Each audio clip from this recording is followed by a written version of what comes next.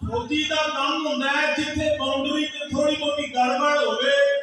उथे अखां खोल लेनियां उथे पहरे वास्ते तैयार रहना फौजी दा ही काम हुण स्वीडन ने जेड़ी बदमाशी कीती है कुरान मजीद नूं जला के ਇਹਦਾ मतलब है ਉਹਨੇ इस्लाम दी बाउंड्रियां छेड़िया ਉਹਨੇ थोड़ा बहुता खबरदार कीता ते सानू जेड़े फौजी ने उन्हां नूं चाहिदा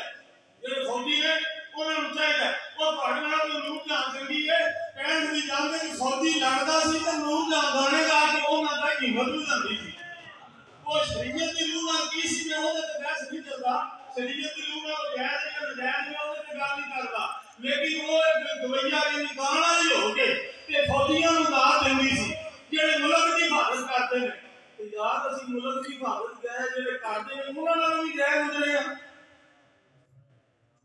असि उन्हां नाल भी गए गुजरे आ ओ हिफाजत करन ते नूर जहां बल्ले बल्ले करे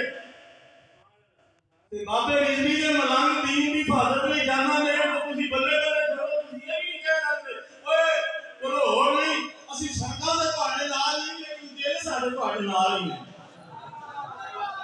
इन्हां ने नहीं कर सकदे इस वास्ते